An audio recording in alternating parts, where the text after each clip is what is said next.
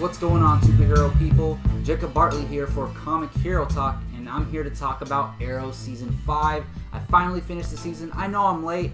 I know nobody cares anymore because it's so far past the season.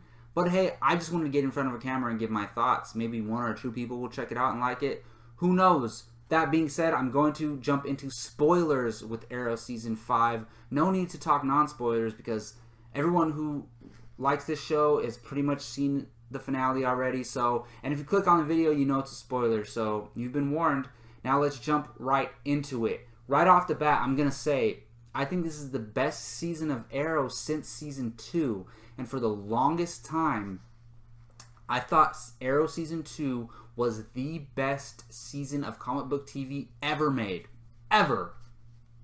I mean, as far as I've seen. I mean, I haven't watched Smallville. I haven't watched, a bunch of other shows. I haven't watched Gotham. I don't really watch Agents of S.H.I.E.L.D. But of all the shows I've seen all the CW shows, all the Netflix shows. It was the best season of comic book TV, Arrow Season 2, until Daredevil Season 2 came out, which is, can't argue against that. It's Daredevil Season 2 is amazing.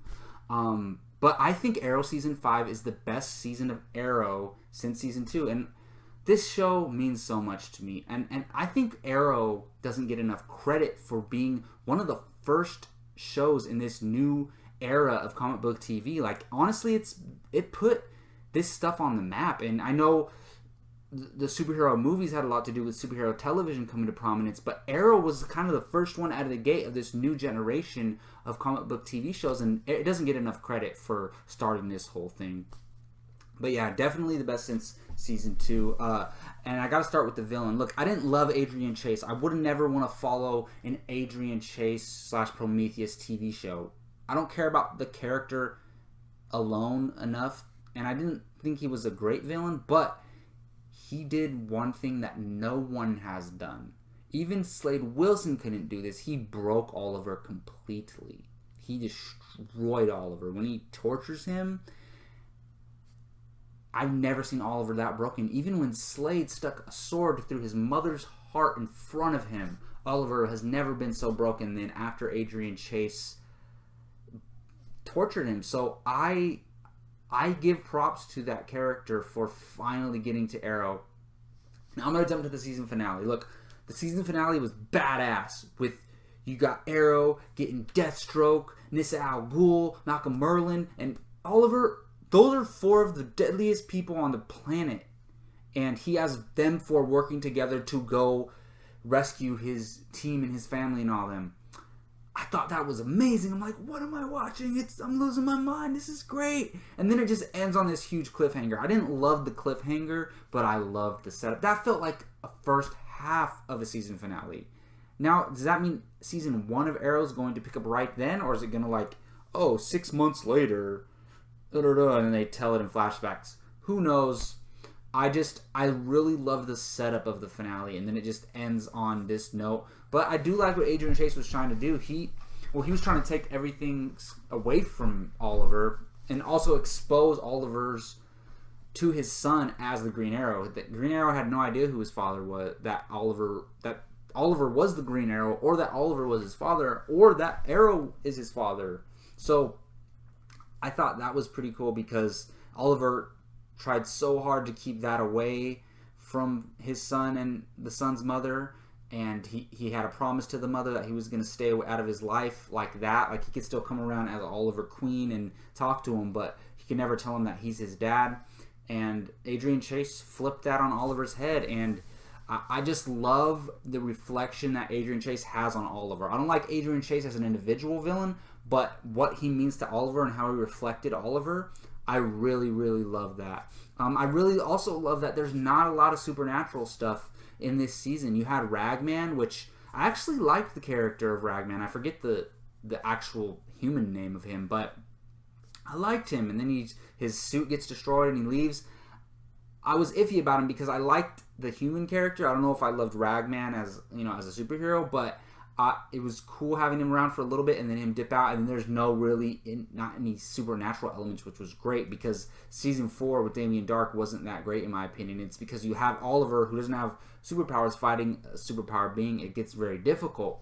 But if you have Oliver fighting someone who is like not his equal, but you know, can take Oliver on in combat, that's a lot more interesting to me. So I really, really dug that. I want Oliver to be with Felicity. Like, it's Olicity. Come on. Like, ever since he met her early in season 1, I was like, oh, she's the one. Like, I'm in love with Felicity. She's great.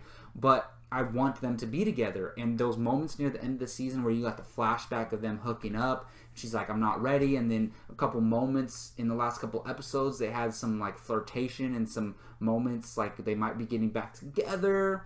Love it. I really hope in season 6 that Oliver and Felicity are back together. That would really, really make me happy. And I can't talk about any of the shows for this season without talking about Invasion.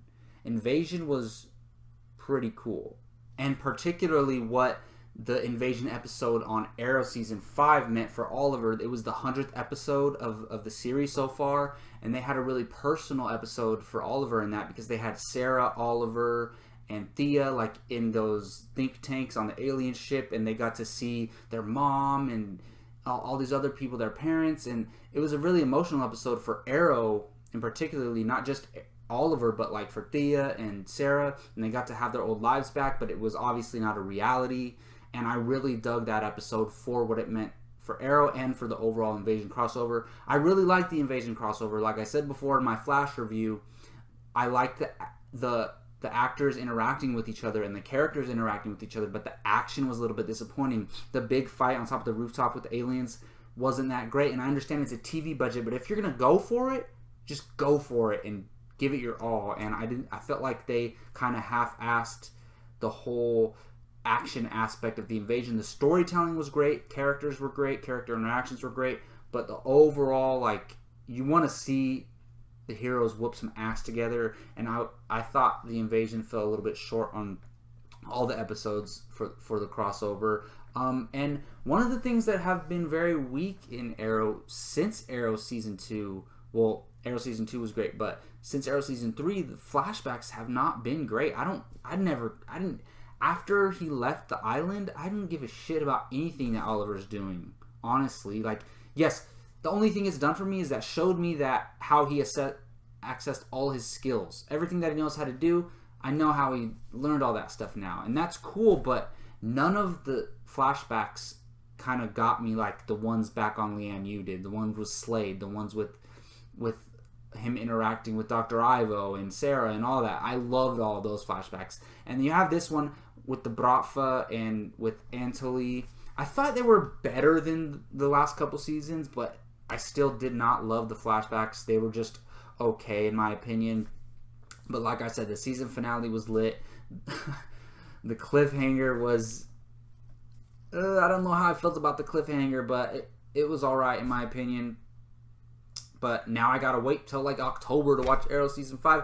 That's what I love about these network television shows. We don't have to wait for a whole entire year to see the next season. We get like 5 months or something like that. Like, that's what I really love about that. But overall, Arrow season 5, solid. They're on the right track for getting Arrow back on track. I love Arrow season 1 and 2, some of the best TV for superheroes, but 3 and 4 dipped, 5 raised up, so hopefully they keep going on that trajectory and keep going up. I think they have the right idea. I think they know you have to keep Arrow grounded as it possibly can be, and I think they figured that out, and I'm looking forward to the next season.